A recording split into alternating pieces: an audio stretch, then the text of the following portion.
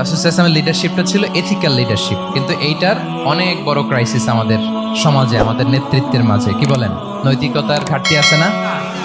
নৈতিকতা বিবর্জিত নেতৃত্ব, এটা দিয়ে কিছুই হয় না। একটা জাতির ধ্বংসের জন্য নৈতিকতা বিবর্জিত নেতৃত্বই যথেষ্ট। আমানতদারিতা, সততা, অনেস্টি, ট্রাস্টওয়ার্দিনেস, এটা অনেক জরুরি নেতৃত্বের জন্য। নেতা হতে চাইলে তাকে আমানতদার হইতে হবে। যদি একজন ট্রু লিডার কেউ হতে চায়, তার মধ্যে আমানতদারিতা চাই। কি চাই? আমানতদারিতা, তাহলে ইন্টিগ্রিটি। মজার ব্যাপার হচ্ছে, মক্কার কুরাইশরা, মক্কার লোকেরা রাসূল সাল্লাল্লাহু আলাইহি ওয়াসাল্লামের কাছে এসে আমানতের সম্পদ গচ্ছিত রাখতো।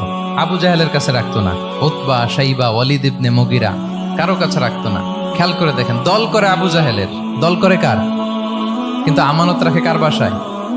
কি অবাক করা কাণ্ড না? কর্মী হচ্ছে আবু জাহেলের, কিন্তু আমানতের সম্পদ রাখে কার কাছে? মুহাম্মদ সাল্লাল্লাহু আলাইহি ওয়াসাল্লামের বাসায়। রাসূল সাল্লাল্লাহু আলাইহি ওয়াসাল্লাম যেদিন হিজরত করবেন, উনি সাইয়েদনা আলী রাদিয়াল্লাহু তাআলা আনহুকে অ্যাসাইন করে গিয়েছেন যে, আলী তুমি থাকো, তুমি কয়েকদিন পরে মদিনায় হিজরতে যাবা, আমার কাছে যত আমানতের সম্পদ আছে এগুলো তুমি আগে বিলি করে তারপরে যাও। রাসূল সাল্লাল্লাহু আলাইহি ওয়াসাল্লাম আবু বকর রাদিয়াল্লাহু তাআলা আনহুকে নিয়ে চলে গেলেন। আলী রাদিয়াল্লাহু তাআলা আনহুর টানা 3 দিন লেগেছে যে ডেপোজিটগুলো রাসূল সাল্লাল্লাহু আলাইহি ওয়াসাল্লামের কাছে ছিল, আমানতের যে জিনিসগুলো ছিল, এগুলো বন্টন করতে সাইয়েদনা আলী রাদিয়াল্লাহু তাআলা আনহু 3 দিন সময় নিয়েছেন। 3 দিন। এত পরিমাণ আমানতের সম্পদ রাসূল সাল্লাল্লাহু আলাইহি ওয়াসাল্লামের কাছে ছিল। আল্লাহু আকবার।